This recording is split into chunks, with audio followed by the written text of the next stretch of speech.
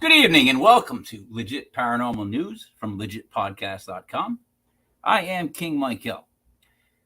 This is the Paranormal News. It is March 8th, 2023, 0308 2023. I have nothing for the math geeks. 3 and 8 is 11, right?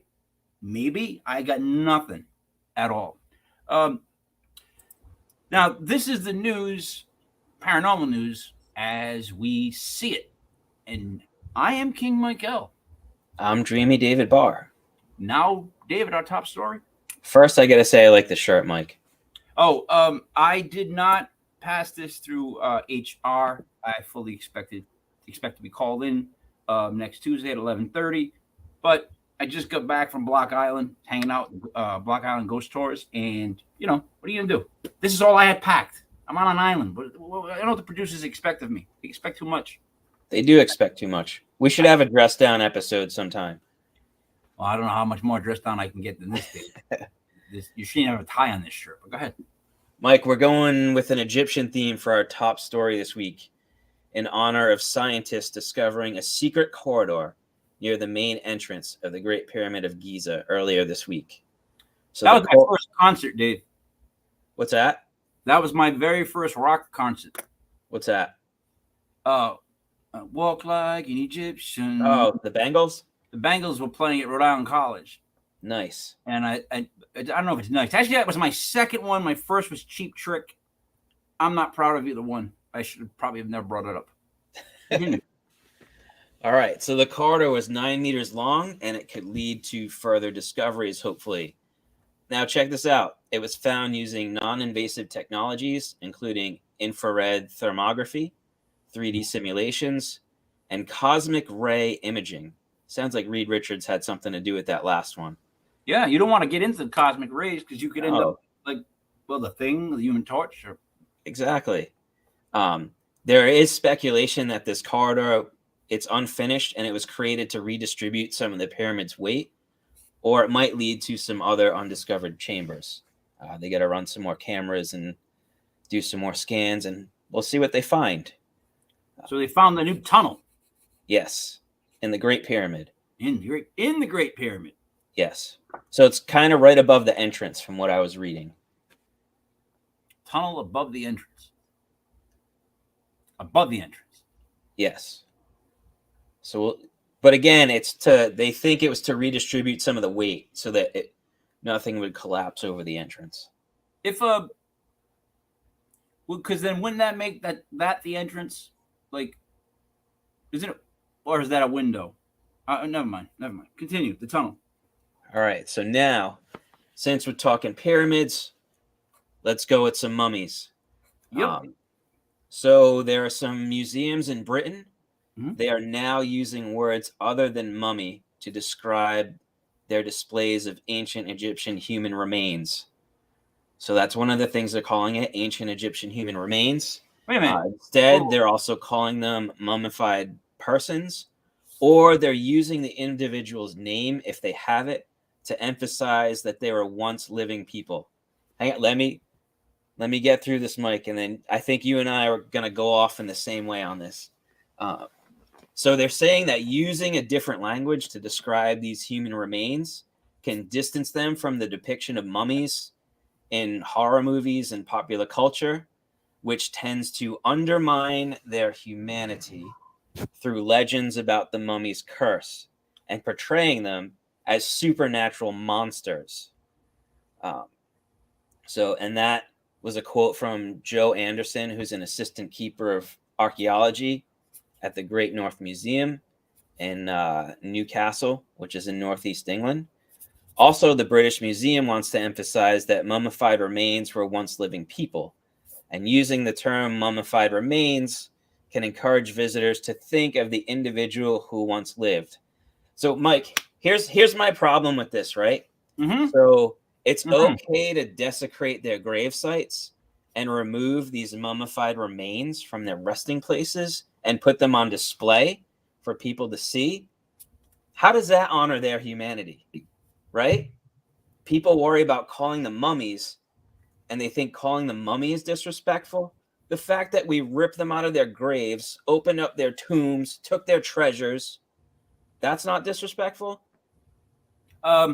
So, all right. This is Britain, I guess. I'll chalk that one up to that.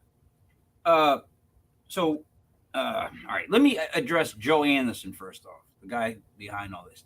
Joe, when you apply for a grant, do you really think that the term mummy doesn't help you get money for the grant that you're trying to apply to build the new wing, the new mummified wing, whatever you're going to call it? You know what I mean? Because, it's pretty soon. I mean, at this point, Dave, why can't they just have mummified babies? I've seen mummified cats at the museum in England, and they do have mummified babies on display.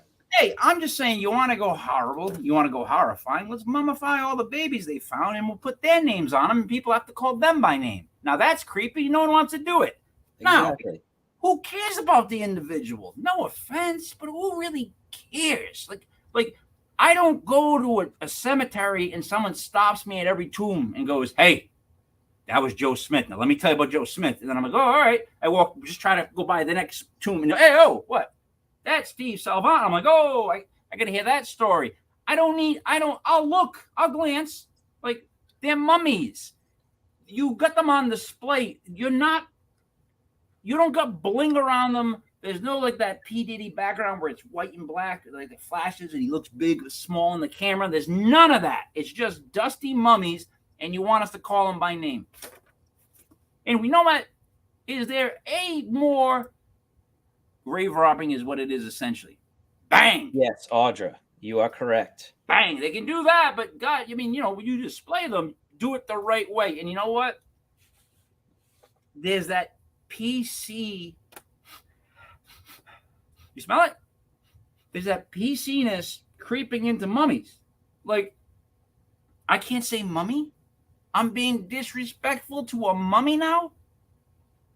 Oh, come on. Really? They're dead. They're mummified, matter of fact. If we want to respect their humanity, we shouldn't be taking them out of their grave sites. At this point, what? The term humanity, I'm going to get into that later. There's no humanity left in a shell of a mummy. Are you kidding? Like, look, let me tell you something. When I die, which it could be, I don't know anything. When I do, if my wife does decide to mummify me or have me stuffed, right? Which I always think would be a great thing. No one wants to hear it. But like, if I had myself stuffed, it would be the creepiest, greatest thing that I could think of. And what I would want would be my friends to come and grab the mummified meat and take me on adventures. And Dave, I mean, throw me off a cliff. I don't care. Whatever parts I come back with, carry on.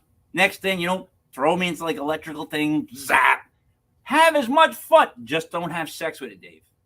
Do not, Dave. All right, you do any kind of fun but that, Dave. I don't give a crap because that's not me anymore, man. All right, I'm sorry. That was ridiculous. So, like, instead of worrying about their humanity, I would be more worried about their curses, right? Mm-hmm. You have all these inscriptions on their tombs. One of them, and I'm going to go through 9 tragedies attributed to ancient Egyptian curses. So let's do that. Because I'm going to worry about that more than I'm going to worry about calling them a mummified person. So here's one. Cursed be those who disturb the rest of a pharaoh. They who shall break the seal of this tomb shall meet death by disease that no doctor can diagnose. That's just one of the many warnings and curses found on many ancient Egyptian tombs to ward off wanderers and thieves and grave robbers. All right. So I read when they say that no doctor can figure out. Yeah. It's creepy. Like they thought of everything, right? Well, I mean, that and they also kind of know how the medical system runs nowadays. Basically, if you talk to a doctor, they can't figure out anything. They're just guessing on what they saw earlier. I'm sorry, I digress. It's all good. So the first one we have it's the German thief.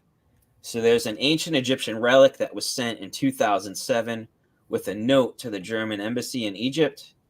It was from an anonymous sender confessing that since they stole this artifact, nothing but pain and suffering occurred for him and his family. So the thief stole the relic when he was in Egypt. He took it as a souvenir. He took it back to Germany, but suddenly he started suffering from an unknown illness. He became feverish. His illness evolved into paralysis and eventually death. The relic was sent back by the thief's stepson, who believed that his family wouldn't be able to rest, or the soul of his stepfather wouldn't rest until this artifact was returned to Egypt. Oh yeah, I don't. That's Now, Tutankhamun's curse. Number 2, death shall come on swift wings to him who disturbs the peace of the king, says the warning on Tutankhamun's tomb. and my bed. So it was got ignored by Egyptologist Lord Carnarvon. Sorry if I butchered his name. And discoverer Howard Carter. Get that one right. They decided to open the tomb in 1922 despite this warning on it. Lord Carnarvon was the financial backer of the team. He died 4 months after opening the tomb. And what's interesting, he died of a mosquito's bite on his cheek. And when he died, all the lights in his house went out mysteriously. It's kind of creepy. It is, but you know, I'm gonna be honest. Like, if you would have told me these stories prior to the whole Egyptian curse thing and them stealing bodies and the whole mummy story, if you didn't get me all riled up, I'd probably be like, "Oh, these poor people." But I'm hearing it now, going, "Huh? They got what they deserved. I don't care about that guy. There's another one down." I'm thinking, don't, another one. But go ahead. So for number 3, we've got the severed hand. Mm-hmm. Sir Bruce Ingham, who was a friend of Howard Carter. So it was no surprise that he received gifts from his friend. However, this gift was pretty creepy. Severed mummified hand. Wearing a bracelet. On the bracelet is inscribed, "Cursed be he who moves my body." So a few days later, Ingham's house burns to the ground. But wait, there's more. Wait, more? He rebuilds the house, and then it got hit by a flood, destroying it again. All right. No offense, Mike. Don't ever gift me a severed hand, especially one that has a curse inscribed on it. All right. Time out, though. What was the guy's name that he gave it to? Let's see. Was he Italian? Was Sir Bruce Ingham. That was the recipient of the severed hand. All right. Did Sir Bruce Ingham have insurance both times? That I don't know. Because the son of a bitch had it built back pretty quick. Yeah. One's fire, one's flood. Sounds pretty smart to me. Sounds like he found a good system. So I'm sorry. I'm a skeptic, not in the sense of paranormal, but when it comes to people being douchebags. All right. By the way, I also was going to say that did he move the body is the hand considered the body? I mean, it's part of the body, and it was wearing the bracelet, so I'm sure. Yeah. I guess the bracelet. And the bracelet had that curse inscribed on it. Yeah, that would do it. I mean, that would do it. If someone's going to give me a severed hand with a cursed bracelet on it, I'm going to say no thank you. No matter how cool it might seem, no thanks. Don't want that in my house. Or I might pick a better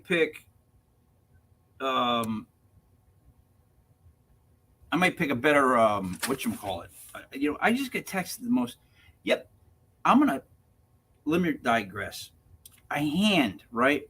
Yeah. The only curse I'm gonna accept is something that's like, I curse you with like abs. Right? Yeah. I mean, it might eventually get old, like when you're really old and you still got abs, like you have to explain that to people. Or like it's just dropped and but you got abs. I cursed you with a never-ending beer tap. So but that is a curse. Think about that one for a second. Never ending. Oh no. You know what I mean? So I'm sorry. Curse number 4. All right, on to number 4. Victims of Tutankhamun. So we have a wealthy American named George J. Gould. He visited Tutankhamun's tomb a year after its discovery, but he fell sick as soon as he left the tomb. Never recovered, died of pneumonia. We also have Sir Archibald Reed. He wasn't even on the expedition, but he was a radiologist. He was given the mummy of Tutankhamun to X-ray. He got sick the day after receiving the mummy, and he died less than a week later. Tutankhamun? Yes. So, and that the curse on that tomb was death shall come on swift wings to him who disturbs the peace of the king. So now we have multiple people dying after working with the king's body. Okay. So on to number 5, we have the Book of the Dead. Aaron Ember, he's an American Egyptologist. Okay. He dies in his house when it burns down just after hosting a lavish dinner party. Now, he and his family could have left safely, but he went back to save the documents he was working on called the Egyptian Book of the Dead. Oh. I'm sorry, I'm not running back into a burning house. If if I'm out and my family's out and we're all safe. Yeah. Not for an Egyptian. Well, how long have you been writing it? It doesn't say. Because you know what? It's one of those lifelong, he's been writing it all his life. I might try to run in. I got a little Bruce Willis in me sometimes. I don't know, Mike. Guess it depends on the severity of the fire. Yeah, but you ever see Turtle Man? Turtle Man. The guy that was on like that, the Animal Channel, that he just jump in there and he grab like a snapping turtle out of the water. Live action. I've seen that guy. Yeah, he's going to be at Dan Benoit, the guy that does the Bigfoot show on our channel on Friday. On Friday nights, he's got a Bigfoot fest, and that guy's going to be there. I love that guy because he's helped me come up with a term that I can use now to just throw myself into action without thinking about how gross what I am about to do is going to be. Live action. Sorry, Dave. Where are we at now with the numbers? We're going on to number 6. All right. Which is succumbing to the curse. Mm-hmm. Terrified of the curse that has taken the lives of several of his friends and colleagues, archaeologist Hugh Evelyn White took his own life by committing suicide at home. So he took himself out before a curse could get him. But there are conflicting reports saying that he left a note saying, I have succumbed to a curse which forces me to disappear. And some people say he wrote that in his own blood. I think all these people working on these things and removing these mummies and artifacts and seeing things happen to them kind of if you can send a little bit. You can send a hand as a gift. I mean, where's your head at? You know? Yeah. Just saying. All right. Number 7, the mummy's coffin that killed 1,500 people. So the writer for this one says that this one's kind of tricky, claims it's not really true, but it's interesting nonetheless. So it starts out as a ghost story. Mm-hmm. Sounds were heard coming from a mummy's wooden coffin at night in one of the British museums. Mm-hmm. But when one of the museum guards died mysteriously, they decided to ship the coffin off to the U.S. to get rid of it in a ship named the Titanic. So supposedly, this thing caused the British museum guard to die. They're like, let's get this thing out of here. Let's ship it to the U.S. And they did so on the Titanic. Jeez. Again, people are saying this may or may not be true. I just thought it was interesting, and I wanted to put that one out there. Yeah, well, it's odd timing. If it is true, that's pretty messed up. Yeah, well, just in general, it's odd timing. Let it be the U.S.'s problem. Yep, not us. Let your boat sink. So number 8, Osiris does what he does best. Egyptologist Walter Bryan Emery found a small statue of Osiris, who just happens to be the Egyptian god of death, in Saqqara in 1971. He brought it back to the Diggs office. He leaves it to go to the bathroom. Emery's assistant hears a commotion inside. Commotion in the bathroom, and he finds Emery in a paralyzed state. Emery dies the following day after being diagnosed with paralysis on the entire right side of his body. Wait a minute. Time out. Wait. What do you mean diagnosed with paralysis? So they're saying he got paralyzed. But that's the diagnosis? Oh, he can't move that side of his body. Well, how do you know, Doc? It's not moving. I am diagnosing him with paralysis. I don't know. The guy takes the statue of the god of death and he dies. I know, just these doctors don't make sense. I think that's just what my problem is. But go ahead. I don't know. All right, last one. All right. So this one's about a yearly visit from death. This one affected famed Egyptian explorer and Egyptologist Zahi Hawass. Sorry if I butchered his name. How famous is he then, Dave? Yeah. He was transporting artifacts from a site called Kam Abu Bilo one day. So on this day, his aunt dies. Uh-oh. A year later, on the same day, his uncle passes away. The following year, on the same day, his cousin dies. But then it stops. And this guy says he doesn't believe in the existence of curses. It was just a coincidence. So now the aunt and uncle, those two married people? Yes. And the wife went first? Yes. So you're saying that guy only got 364 days to live that freedom? Really? Yep. That was it? He was gone? That's it. Sounds like a curse to me, Dave. Yeah. What is that what the curse is? What do you got? That's it for the curses. That's All right, what I got for this week. As I transition, because we're going to be talking about jet fuel. All right. What I like to do is I always tell somebody at the bar to king my beer. Now, what I mean by that is you get like a Corona or a Land Shark, and then what they do is they take tequila. Let me make sure you guys see this. Ah, yes. And you fill up the neck. I call it king me like checkers. So now when I drink the beer, the shot goes straight down and the alcohol pushes it down. The shot is gone. Everybody's happy. It's a win-win for me, at least. So now joining us after a 2-week absence, jet fuel, Gene Broida. Gene, how are we? Welcome back. Hey. I am rested and refreshed from a marvelous vacay. How was it? And luxurious vacay in the mountainous wilds of Colorado. Colorado. Rocky Mountain High in Colorado. Did not visit John Denver, but was tempted. Yeah, John Denver. He's still alive, right?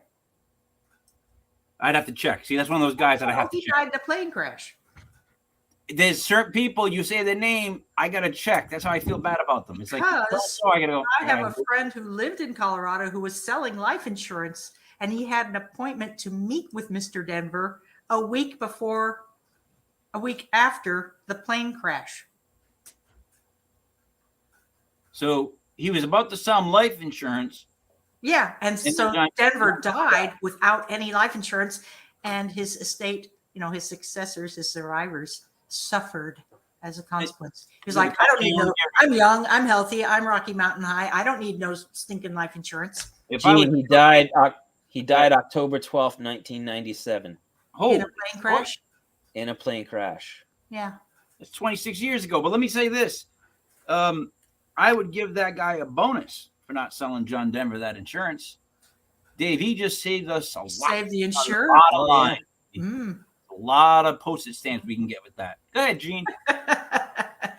Well, can you believe it has been almost a month since it's been more than a month since we saw spy balloons over the United States, but almost a full month. It was on February 11th that major news sources, including Reuters, reported that over Canada, a U.S. F-22 fighter jet shot down a mysterious unidentified flying object, a UFO, or as the military would have us call them now, unidentified aerial phenomenon, UAP, means the same thing, UFO, UAP. A month ago, about a U.S. F-22 fighter jet shot something out of the sky over Canada. And I just found out that object was not a balloon per se. It was a cylinder. It's described as a cylindrical object. So we in the United States, perhaps to our fault, do not think that much about our friendly neighbors to the north in Canada. But Canada sees a lot of UFO sightings and a lot of reports out of Canada. And only a few days ago, on March 2nd, today is March 8th, 2023, on March 2nd, so 6 days ago, a female eyewitness captured video that went viral on YouTube. I just watched it, of this massive, in fact, not one, but two massive UFOs. They are very, like I say, they're very large. She also shot examples of airplanes cruising around the skyline and showing the difference between. But whatever this thing is, and it is, let's understand, unidentified means we don't know what it is. Doesn't mean we'll never know what it is or no one knows what it is. It means the viewer doesn't know what it is. Okay. This thing is massive. It's got an array of 4 lights. It's not a typical UFO configuration as far as I know from my extensive decades-long researches. But listen to this eyewitness report. This is the official report filed by the young lady, very surprised. She sounded like a young lady. By the female, very surprised by what she saw out her window in a high-rise apartment. Gene, 4 lights. 4 lights. By any chance, does she describe them as 3 lights and then 1? Or all 4 together? They're all 4 in a row, and you can see the shadowing of a structure and some reflection of a chassis. Basically, this is an object, and it has lights on it, and the lights are moving. The configuration of the object is moving. So one light, so we have 4 in a row, and then in a second frame, one of the lights is actually, there's 3 in a row, and one of the lights has basically rotated downward, like there's a hinge. That's common of UFO sightings, that the object will change shape as the viewer observes. It will reconfigure itself. Gene, I was unaware that we were allowed to do sign language this show. And secondly, you may have called a couple of hits with a couple of gangs. You have no ideas about the gang signs you just threw up. I mean, holler at your set. Holler! It could be ET speak. That's true. Continue. Gene, I know you said it's not common to see cylindrical UFOs, but I have heard of that in the past. No.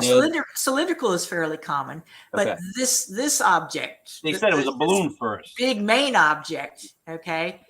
Here's the actual eyewitness report. Okay. Quote: I felt my room vibrate, and this low vibration in my stomach, before looking outside and seeing this absolutely massive object passing by my window. I scrambled to get my phone and record it. That was a fail. Within the next 12 minutes, I saw another massive object.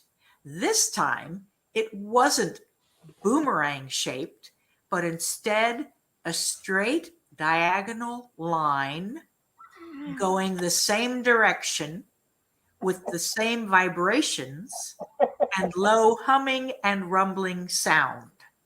Afterwards, I saw a star-like object moving and got a good recording of it moving. And that's true. That was basically, it appeared mostly stationary. And if it was moving, how would I know? If it was moving, the camera tracked along with it. But her narrative describes it as basically hovering for the most part, maybe rising and falling in altitude, but not as exciting as this big, massive object that she filmed. And then she shows airplanes that are in the sky. They have blinking lights. Doesn't look anything like this thing. Can I go a quick time out? Oh, Dave, are you getting the undertones in this speech by this woman that I'm getting? Like, I believe so. If you took out if you took out UFO from everything she said, and Gene reads that back, you will understand that I heard what I heard. Now, Gene, I'm going to play the clip of the girl. Let's see how it goes. Yo, ever heard of Jerkmate? It's fun. Whoa! What was that? That was not the clip. My bad. That was not the clip. Not the clip I meant. This one. Jesus Christ. All right, all you. All right, can you see my screen here? Here's the object.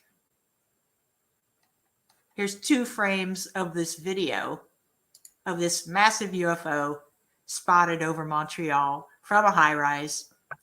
So on the left panel shows 3 lights in a row on a framework, a chassis. And it looks like this piece is at a right angle or articulates downward or at a right angle. In this case, the object appears to be, flat, or all the lights are certainly in a straight line. Doesn't look the same as this, and yet they were filmed in very short order. They were filmed close in time to each other, and that changing of shape of objects is not uncommon. Okay, Yeah. So what about, what up with Canada? What up with these things? Well, I went and did a little more research. I actually know UFO researchers in Canada, and I meet with them on occasion. What's that all about? Sorry. There is a website called UFO Hunters, UFO -hunters.com, if you care to check that out. They have a list of latest UFO sightings in Canada. And would you know it, there have been sightings this year. I just want to briefly touch on these. I found the descriptions very interesting. How do you describe it, looking at the image that we have from the more recent sighting 6 days ago? How would you verbally describe that object? It almost looks like a double set of binoculars or something. If you took 2 pairs of binoculars and attached them somehow. I don't know how to describe things. I'm not You just great at did. that. That was pretty good. I thought that. Okay, was fine. I like that. That was pretty good. You just did. Okay, so out of Red Deer, Alberta, Canada, on January 28th this year, someone reported to UFO-hunters.com a circular rope shaped object. Okay, and that was from 7:30 p.m. to 10:45 p.m. That's a very lengthy sighting. Okay. That's a hovering. Then this circular rope apparently was reported. Okay, so 5 days later, on February 4th, a second sighting of the same, or I shouldn't say the same, of another object described as a circular rope Who's came out describing of the this? same place, Red Deer, Alberta, Canada. Oh, there So you Red go. Deer, Alberta, Canada had 2 sightings of a circular rope in the sky, unknown. And you know what? When I read these reports, that's about all I read into it. It's like, okay, that's what they saw. They saw a circular rope, something that looked like a circular rope. What else we got? I'm going to butcher this name because it's Native American. Really fast. Oshawa in Ontario. February 10th, a dark, roundish, changing shape object. And it was a sighting of, under 1 minute. So brief. Okay, great. What's the next one? Beamsville, Ontario, Canada. On February 12th, so 2 days after the previous one, multiple single lights in a straight formation. And that lasted 10 to 15 seconds. Same place, same date. Looks like either 2 people saw the same thing or it's a duplicate report. Can't tell. Out of Newmarket, Ontario, February 24th, a bright ball of white light. Okay. Out of Thurstonia, Ontario, a circular object that was spotted for 15 minutes. No more description. These are very sparse descriptions, I have to say. Very boring people, Canadians, is what the problem is. I don't know, man. Stuff. They call it There's a rope. one more, Hamilton, Ontario, March 1st. So that was a week ago. A circle where it didn't belong in the sky. So there's big doings out of Canada. I mean, this is just a sprinkling. There are 27 pages on this website But of 267 entries. So then, Gene, what happened? That's- Summon up, there go, every ready, set, go. And then all of a sudden, every balloon and ship just started coming into in Canada and down through the Northwest, or has it all just been there this whole time? Like, how come everyone's all of a sudden, oh look at this, I saw this, blah, blah, blah. Like, it's like almost like they're telling you to go stock up on toilet paper, batteries, and milk. Like, why does it all happen all of a sudden? Like, or why is the media covering it all of a sudden? How about that one? I think more the second than the first, but I also think we just have more opportunities to film. We have, if you own a phone, you probably have a camera that will take video. Okay. In the phone. I know. And that didn't used to be the case. I tried. However, on this most recent, this recent sighting, the massive UFO over Ontario, the thing that alerted the witness was not the sight of it, but the sound, the vibration of it. And I've been following this phenomenon in my researches. This was key in the story of Betty and Barney Hill from 1961, reported in 1965, the first famous, widely publicized U.S. UFO abduction case. Betty and Barney, huh? Betty and Barney. And he was black, she was white. They both worked as civil servants. He worked for the post office. She worked for he worked for the post office. She was social services of some kind. And they were civic leaders. They lobbied for integration, racial integration as a mixed race couple, which was unusual for the time. And they didn't report their sighting because they both feared losing their jobs over it. Yep. And in fact, when it was leaked, the story was leaked from Europe 4 years later, the first thing they thought was, oh gosh, I'm going to lose my job. So they went to their supervisors at work and said, yeah, this happened. It's a thing. However, we don't want it publicized. We didn't want it publicized. We're sorry. We're sorry, yep. Basically, for being abducted. But what they experienced was this vibration that penetrated their car as they were driving along in New Hampshire in the middle of the night, coming back from a family vacation, two of them with their dog. And they felt this vibration. And you know what? If you saw Close Encounters of the Third Kind at the end where the UFO appears and there's this, they play that big organ sound, bum, bum, bum, bum, bum, and the final note is, they are trying to approximate, and in a movie theater, you probably can, this bone-wrenching, penetrating vibration that's, vibration sets up sound in the air and we perceive it through our ears as a sound, right? But it's more than it is a sound, but it's a sound that also is probably vibrating your molecules, bouncing off the molecules that make up your body is what I'm thinking. A lot of UFO witnesses talk about this vibration, this sensation, this indescribable humming, buzzing, not ringing so much, just almost mechanical, it seems to me, a vibration, an oscillation that's set up by something, right? I mean, if you all of a sudden heard a machine that you've never heard before, you would have a hard time explaining how that machine sounds. Yeah, right. And it's rumbling, it's loud, Yeah. What about Book of Ezekiel, or Revelations, any of the prophecy books of the Bible, talking about wheels within wheels, describing beasts, many-headed beasts. What does it really mean?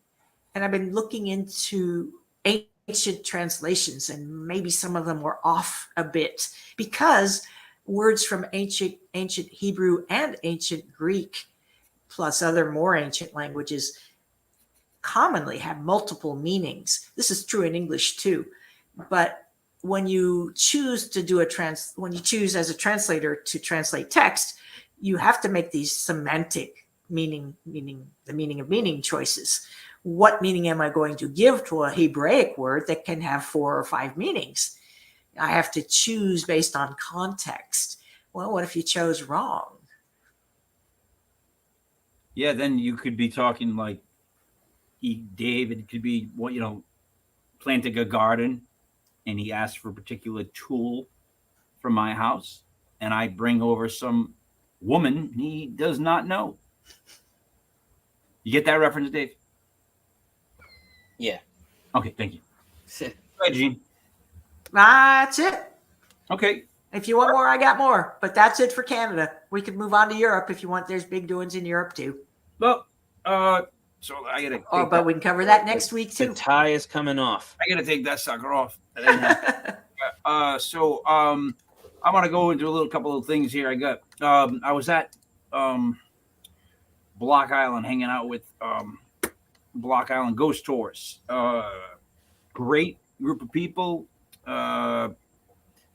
You got Roxanne the Witch, who's on our Thursday night show. Rick is the owner of Block Island Ghost Tours. He's been on the Sunday show, right, Mike? He's on the Thursday night clips now. Yeah, he's been on the Sunday. Yeah, show. but he's been on the Sunday show. I remember seeing that episode. So what we're doing is we're having a couple of weekends. It's going to be the third weekend of every summer month in the summer, obviously, June, July, August. But at Block Island, we're going to have it's not going to be like a Paracon. It's going to be like a para party where we're going to have people down. We're going to do the VIP type of night on a Friday. Saturday's going to be a day full of events. So people are going to pay if you want to come down and do the whole day of ghost hunting, the mystery hunt. There's a magic show. There's card readings. There's we're ending it with whoever the speaker is giving a presentation. And then we all drink and have a great time on the goddamn beach.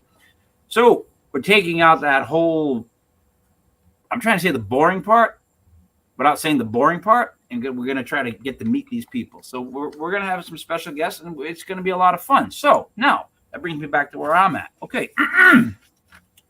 Couple things. This is going to be called a what's it called at the end of the newspaper when the editorial gives a editorial. There it is. Here's my question of the day. If you are involved in ghost hunting, Dave, you can answer if you want, because that way it gets out of hand. It'll be you that it gets out of hand with. If you are involved in ghost hunting, demons, that stuff, etc. Okay, wait, hold on. I want to read this before I get into my thing. Biblically, accurate angels are the stuff of my nightmares. I was curious if the angel that was wheels with many eyes might have been a UFO. Okay. Wheels with many eyes. It could be. I mean, let me get to that. So, all right, Dave. So does ghost hunting, demons, demonology, all that stuff, tarot card reading, does that adhere to, and we're going to use the Catholic religion as our base religion.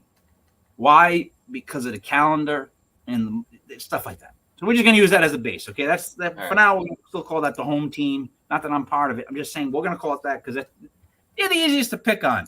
So, all right. Now, does that adhere to that religion?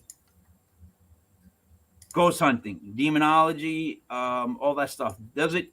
What they're teaching in that religion, does that connect? That kind of stuff. Tarot cards. Are you familiar? They're saying, if you do that stuff, you're going to hell, like the tarot cards. It's witchcraft and there you go. So I would say no. All right. So now, does that mean there's not any practicing Catholics amongst the ranks? No. I mean, of course there is. You know what I mean? That has nothing to do with it. But does that mean that they're doing it wrong? Again, if you go to church every Sunday, you're practicing Catholic or whatever it is you practice, I don't know, whatever you want to call it, and you go there, you get a certain set of rules. If this is against your rules, are you doing it wrong? Because they're starting to use religion now as a way to get away from paranormal. I'm not kooky paranormal. I'm more religious. Let me explain it. And they're doing that with the Skinwalker Ranch. But here I go. Secondly, we believe in UFOs. We believe in Bigfoot. We believe in orbs. But the Bible's phony, or just a book meant to show us right from wrong, right? I mean, that's basically what I'm told. I'm just giving you my opinion. Like people nowadays, they just tell you, come on now. So they don't put any. All right. Or what if all that stuff happens? What if what if we all don't have to be religious? Maybe it's because we are all personally connected. So we are the religion. Like if you let one guy kick a donkey, I mean, hell, you gotta let the other guy kick the donkey. That makes no sense to you guys. But what I'm saying is that is it possible, Dave, that we're living the next book? Like all that stuff that happened. Maybe it did all happen. Because now the catch-22 in the paranormal world has always been, oh, maybe it did, maybe it didn't. You know, it's your experience. We can never tell. It's always that. So, I mean, not that I'm defending it, but now all of a sudden it's like, well, maybe that book did happen. Or maybe this guy's book happened. Mike, here's the thing, though. I want to hear. What's that? I want to hear the thing. Yeah, that's good. So there are the canonized books of the Bible. Yep. But then there are all these other ones not considered canon.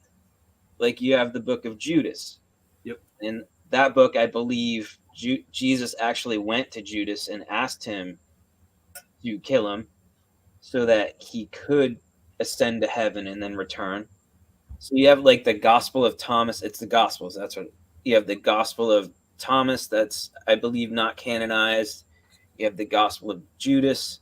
So there's all these books that were written, these Gospels that were written, and the church decided which ones were official, and then just kind of tossed aside all the other ones. But aren't those stories equally important? Maybe there are other pieces to the puzzle.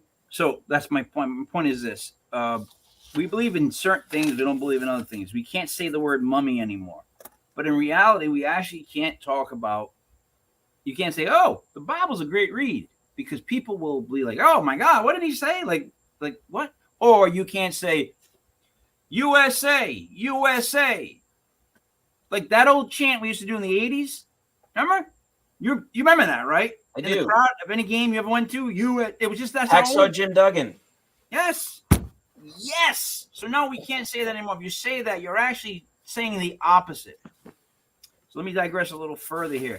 What I'm trying to say is some people, they talk about the paranormal. Some people are religious. And some people think on either side, they're both crazy.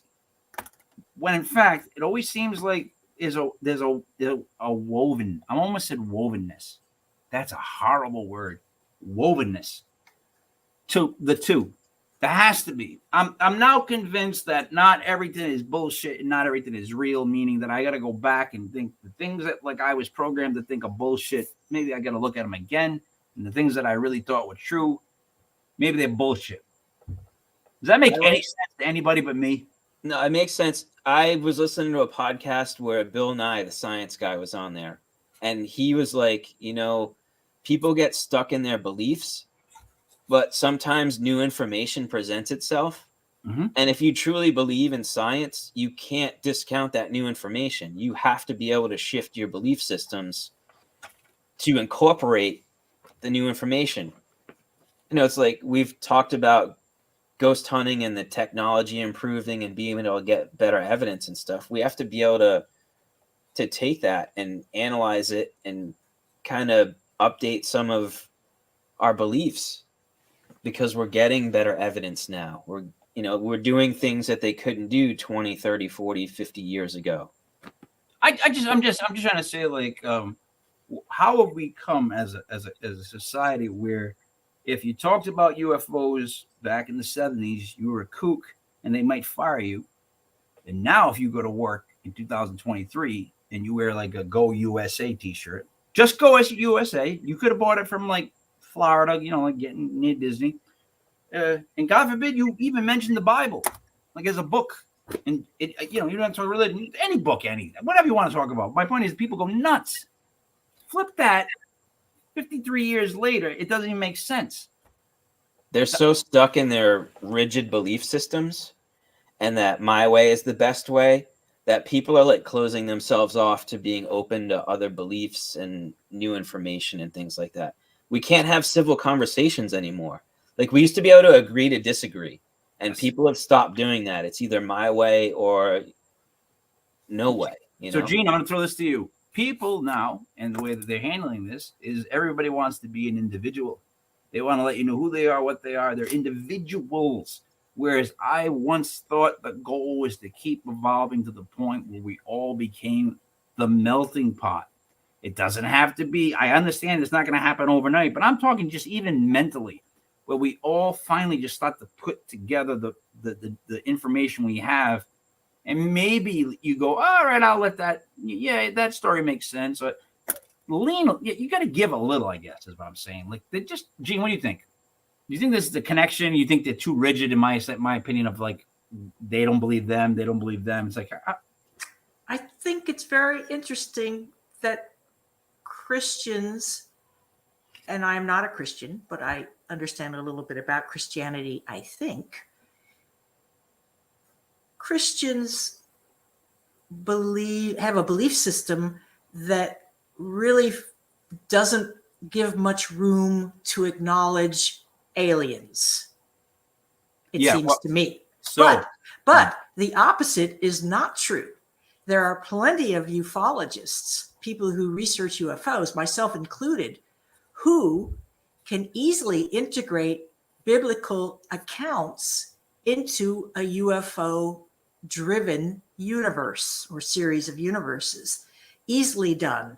And there are many, many, many books written on this topic, so I won't go into great length with it. But what's interesting is that if you can allow in your mind for the possibility that a universal divine source called God has created everything, including all kinds of extraterrestrial races of all kinds of ages and abilities and creativities and creations, then the Bible takes on a whole different meaning. If you treat the Bible as a translated set of texts, which it is, we know that it is, and you replace a few key words, all of a sudden a code is revealed, basically a code that allows very easily for the acceptance and existence of many races of aliens, including the phrase from the Bible that man was made in the image of the gods, not of God with a capital G, lowercase gods. So basically, if you replace gods with aliens or ETs, the Bible takes on a whole new flavor. But now, but let me just continue. Here. Okay, so ufologists have a fairly easy time integrating all world religions under the umbrage of an ET reality. There are ETs. We are part ETs. That there is, it's not us and them. It's we. It's this universality of consciousness. However, Earth is considered the most dense of, or certainly one of the most dense of planets. This is from esoteric lore that once manifested on the plane or incarnated on the plane, the planet Earth, it's very hard to be celestial, to be divine. It's hard to channel divinity here. And that's part of the challenge of coming here, is to see how divine you could be while being earthbound. So talking about mindsets, in terms of Christianity, there is an inherent intolerance, it seems, towards an alien set of universes, but the opposite is not true. What's your take on that? Dave, what I was trying to say was, they're so polar opposite that they keep calling each other wrong completely. Yes. Jean just did that about that other side. She just said they're too rigid. She used words like that were difficult. Every adjective would have her was tough. When it came to the ufologists, it was easy. Words like that came up. My point is, you got to get them to understand what's going on, because we keep saying, yeah, he's dumb. Yeah, he's dumb. Until we both start to like go, all right, let's peel the onion. Let's try to figure this out. Exactly. But we're just we're just doing it again. We're just saying that they're too rigid. All right, maybe they are. That's your advantage. Know that going into the conversation, but work with them. Try to get all these people together. Try to get them to open, because I think that the new round are going to think differently. Look, if things have changed that much, where you can't talk about certain things like we just talked about, but I'm telling you, unless they live forever, which they could, all those old cardinals and all that, like in that religious city that I don't use the name of it, the city, it's its own city. You know what I'm talking about. Anyways, once the old guard is out, there's going to have to be a movement you would think, to try to get all the non-religious alienated people. And if you know, you would think that they would try in with all the money they have. You want more numbers. You want more donations.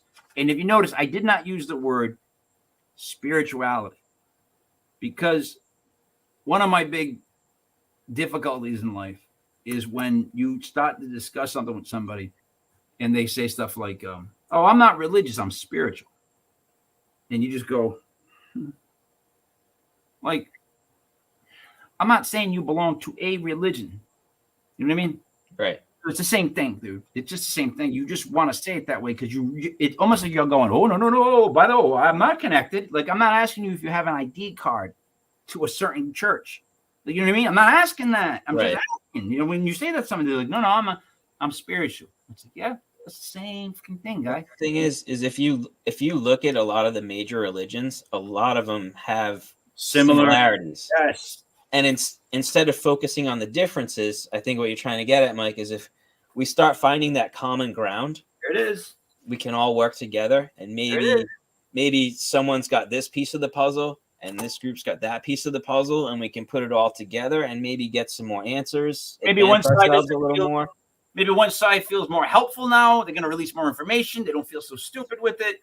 Like, you don't get information from people that you're like, they're idiots. Yeah, as soon as you say that or you're condescending to them, they're going to shut down and they're not going to share.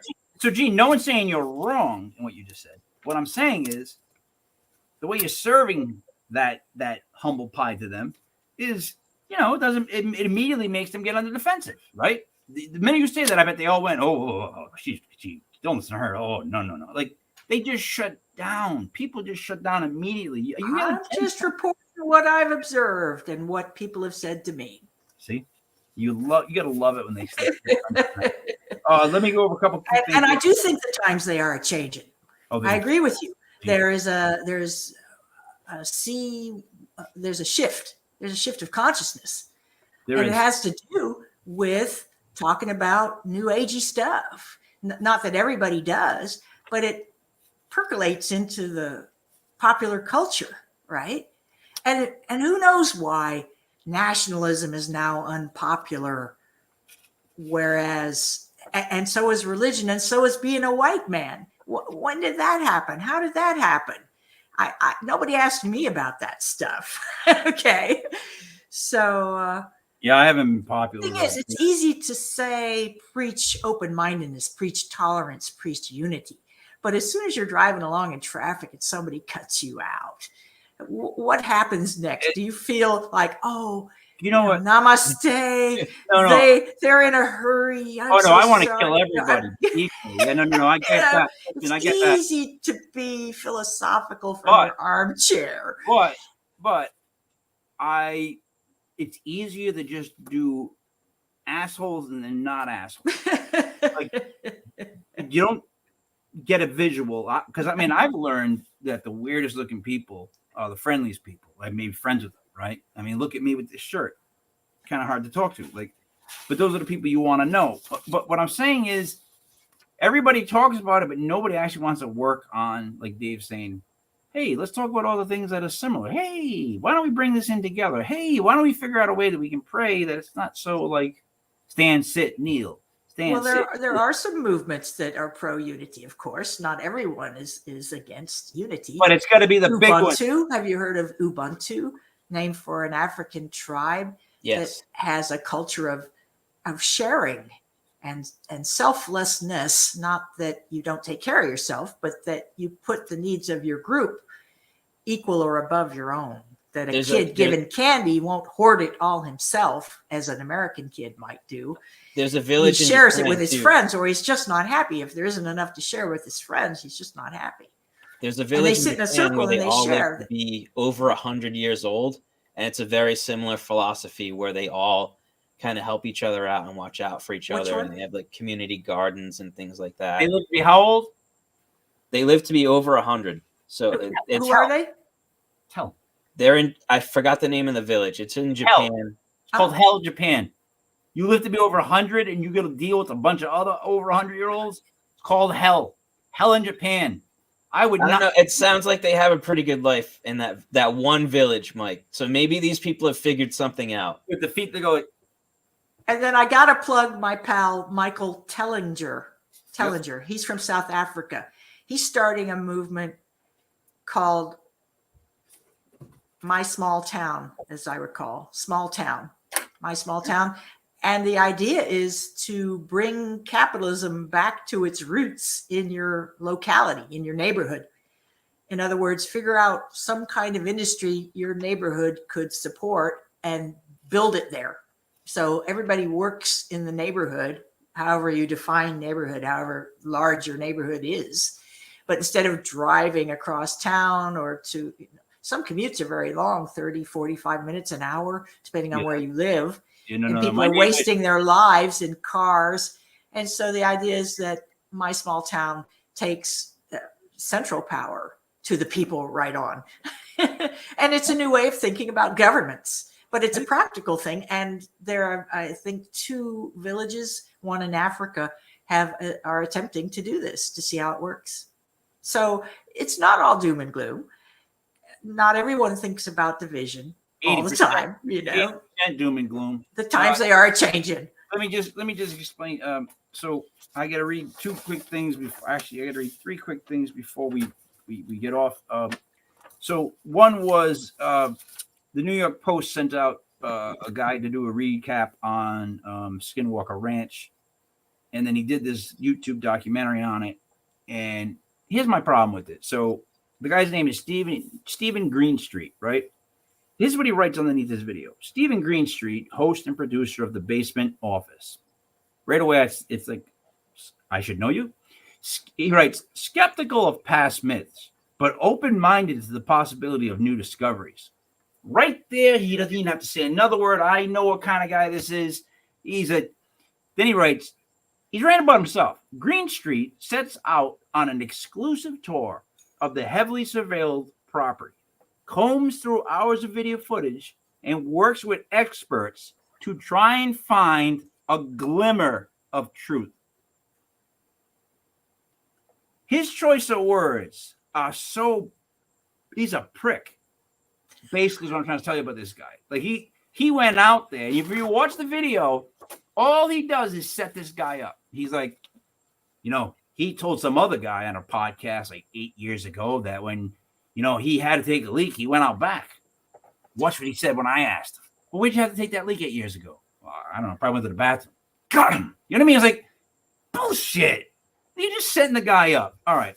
Secondly, if you guys saw the footage of the shaman being helped around the thing, I don't know what to think of that.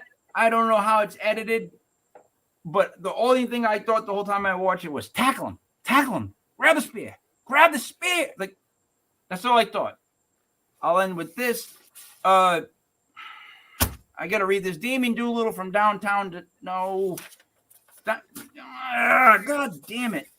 I'm sorry, guys. We've got sponsors I have to read for. Highharvest.net, highharvest.net, the only place for edibles, and that's the God's honest truth. Their cookies are phenomenal. Not that I know, but I do. I will save Damien Doolittle for another time. Really quickly, I'm going to ask you guys this. So I had problems with my cell phone, and I lost my mind, and I'm going to explain to you why, and I'm asking for help. So now, first off, I had to call the doctor's office. That's the whole point of this, right? Because I wasn't feeling good coming back from Block Island. Now, the doctor's office, see, I knew I was in a bad state of mind, right? Because when the doctor's office says, it answers and says, if this is a true emergency, please hang up and dial 911. And it's like, God help us. Who the frig needs this recording? Who is calling their doctor when they're having a heart attack and going, well, yeah, that's right, 911. Like, it's the dumbest, most Anyways, I call the cell phone company. Now, they have an automated. They just want you to do everything on the web. They don't want to talk to you.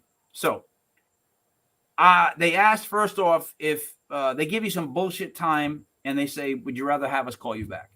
No, I don't want you calling me. I'll wait. Right now. I end up screaming, "Speak to a representative! Speak to a representative!" Like a mad person. Like, in other words, I'm done punching buttons. I don't know where I'm at in the menu. I don't know what they're even asking me. It's almost like, you want to cancel your phone? And I'm like, no. I just start yelling, "Speak to a representative," as if like that's going to do it. And then I finally get a representative. And the girl goes, yeah, we can help you with that. It's going to be a $12 fee for using the automated system. I said, so for talking to you, it's $12, basically? She's like, yeah. So I realized I'm paying your job in a weird way. Like, this is a gimmick. Like, what the fuck? Like, why? How come? Let me ask you something. What type of company will not talk to you? And if they do talk to you, they charge you $12 more. Tell me that. Other than cell phone companies and probably doctors' offices. Who does that? Let me ask you this, Mike. Okay. How about a bank who charges you a monthly fee if you don't have a certain balance in one of your accounts? Like, I'm holding my money there. It's costing them nothing. They're using my money for like loans and stuff. And they want to charge me. There's a fee for everything now. Banks are like pisses me off. They're like musical chairs. I keep waiting for the music to stop, everybody to run to the bank, and all of us to just go belly up. Right? That's one of my nightmares, Gene. How about that? Everybody goes to the bank all at once and it's like, "Give me my money." And then they don't have it. They just don't have it to give everybody, right? You can't have it. You couldn't. It would be awful. What if we all decided we wanted our money back? Mike, here's a trick my grandpa used to do to get to a representative faster. He used to just mumble. He'd go, Oh, yeah, you're right. and the thing would go, "I'm sorry, I can't understand you. Let me Please connect hold. you to a representative." Yeah, please hold. You're right. You know what? I don't even talk to the machines. I won't talk to them. I've refused jobs where I would use my voice to help program such machines. I won't do it. And So no that's Siri, where I draw the line. And so no instead, I just keep pushing buttons, numbers. Zero is for operator. So I just keep pushing zeros, and I just pretend I have laryngitis or I'm a mute, and I can't talk to. I refuse to talk to a voice menu. I won't. All right, but here's the thing.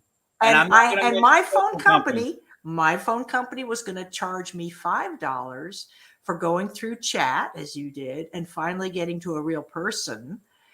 And they mentioned that it was $5 to accept a payment. I was going to pay online, but the website was broken. And I asked why the website was broken. And the person said, well, a lot of people are paying bills this time of the month. And I said, well, if that's the case, why don't you build out your website to allow for that increased traffic? In other words, this is your problem, not mine. And when the dude said at the end, somehow I was speaking with him, and when he said, it's $5, basically, normally it's $5. I said, well, I certainly hope you're not intending to charge me when I had every intention. I had no intention of even speaking with you. It shouldn't be necessary. Everything that we're doing here, I should be able to do on your website. Your website is at fault, not me.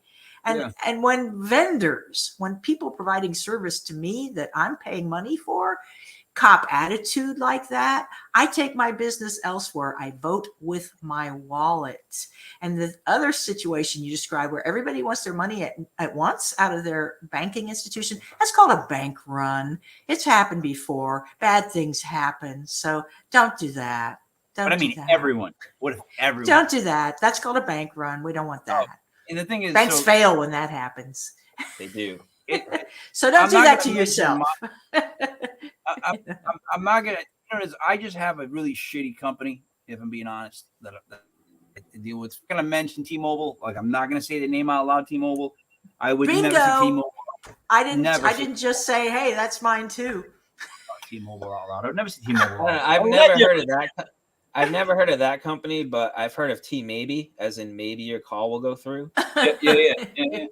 Or maybe your bill will be correct. Or maybe you can pay online, so we don't have to charge you $5. $12 for an automated system. That's like paying my utility bills. There's provision on the payment screens for a convenience fee. Yes. Any company that charges me a convenience fee to run my credit card so they get paid instantaneously, basically, I'm going to mail the payment and make somebody open that envelope, they're going to have to pay somebody extra to open the envelope and process it. They hate handling paper. Offices hate handling paper now. So if you're going to punish me with some sort of convenience fee when it's not about my convenience. It might be convenient for you. It's really recouping your credit card processing fee. Let's call it what it is. Yes. And I've been watching a lot of George Carlin lately. But no, it's YouTube keeps serving it up to me. And he talks about this kind of semantic chicanery. Oh, it's all don't use your words to befuddle me. It's all play words, but no, convenience, dude. That's the best term. It's a convenience. National security. That's the other one that we get a lot of BS hidden behind. Oh, national security. Sure. Dave, what do you think about anything? Anything? Oh, I hate all that stuff. I hate the convenience fees. I hate fees for customer service. Like, screw them all. Seriously. And we should still get to call them mummies. Well, why can't we call them mummies? What's up with that? Yeah, there's no longer unite and say no. What now? It doesn't honor their humanity.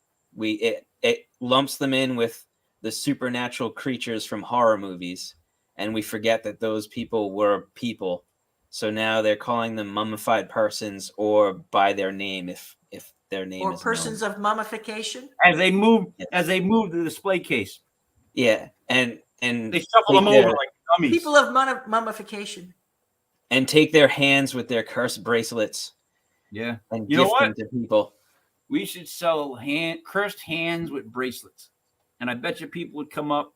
That was a big deal in the Middle Ages, selling relics of saints and Jesus Christ. Yes. How many nails were there really? I shouldn't laugh because this is very important. No, it's not funny, but who knows? That's another thing. Who knows? I don't know. But I was thinking of Blackadder, the show starring the very talented Rowan Atkinson, who later played Mr. Bean. Oh, Mr. Bean. You know what? And Blackadder ran for 4 seasons. The first season was set in the Middle Ages, and if you have not seen it, it is a rib splitter. Also, later seasons featured Hugh Laurie, who became Dr. House. So wait a minute. Laurie is an acting tour de force as well. So, all right. Now, first of all, we may just set a record for Mr. Bean being complimented and the term rib splitter being used in the same sentence for the first time on YouTube. And I mean, come on, man. When's the last time people went, oh, Mr. Bean? Yeah, you know who's really good? Mr. Bean. But I don't like the character Mr. Bean, but I love the actor Rowan Atkinson as Blackadder. All right. I think Blackadder is best. That was a great show. I don't care for Mr. Bean. It got buried by Mr. Bean. Annoying. Mr. Bean's annoying. When you become a character that's big like Mr. Bean, like Pee Wee Herman. Who? Pee Wee Herman. But I like Pee Wee Herman. What about the other guy? This guy saves Halloween. He had the dumb. Oh, Ernest. Ernest. No. Ernest. Yeah, Jim Varney. Jim Varney. There's a guy that was a comedian, Jim Varney, standing back everything. Then he did Ernest in a movie, and then all of a sudden it was like Clifford the Big Red Dog. It was like Ernest goes to camp. Ernest goes to Halloween. Ernest goes to Christmas. Like they would just Ernest goes to jail. Yeah. Yeah, right. I miss Ernest. What was his catchphrase? Something about Vern. Know what I mean? Know what I mean, Vern? I've seen Ernest Goes to Camp like 1,000 times. That movie makes me laugh. Which now reminds me, funny as heck. You didn't really make it until you have a catchphrase. I stand by that. Like I'm struggling for my catchphrase. My favorite people, I just know the catchphrases. It's like they say certain things. If I said Matthew McConaughey, you know what you'd all say, right? Dave? I don't. I'm all right. That doesn't come to mind. What's that? All right. Like that's the minute. That's a great McConaughey. Oh, I do. Yeah, let's not get into my impressions. But wow. Get out the puppets. Let's have a show. Yeah, right. I have a celebrity show. I do a funny Pacino because Pacino is basically just confused. But Dave, what do you want to say to wrap it up? Welcome back, Gene. Good to have you back. Glad you had a good vacation. And I'm still gonna call them mummies. Me too. Gene, what do you want to say to wrap it up? Check out my book on Amazon. Here it is. Unknown Objects, the top 10 U.S. UFO cases, with brilliant cover art by my very talented partner, roommate, Daryl Watson. By Daryl. Here's the crash on the cover, and on the back, the retrieval at night, of course, under the darkness of night, on Amazon. You can email me if you want to get a signed copy, and if you have ideas, I love your ideas. All right, so I got an idea. Part 2. Hi, Audra. Part 2, the cover should be Gene, the three of us with a flashlight standing in a field like this. Yeah, like this. Yeah. Let's do that. Let me wrap my things up. I want to say thank you to Rick, Holly, Jackie, everybody at Block Island Ghost Tours for having me down, for dealing with me, for trying to accommodate me. Like, you guys don't really truly understand what it's like to have me come over. It's not just me. There's all this baggage that, not like Samsonite, but like, take up the whole room. But thank you to them. To Jai Mack, Janita, who's been on our podcast before. I hope for a healthy recovery. I hope that you beat whatever it is that that I'm talking about. Take care of what you got to take care of, and I hope you do feel better. So, as I say that, let me wrap it up. For Dreamy David Barr, for Jet Fuel Gene Broida, it is me, Mike Lepre, King Mike L. This was Legit Paranormal News, brought to you by LegitPodcast.com. We will see you again next Wednesday, tomorrow night at 8:05. Legit Paranormal Clips.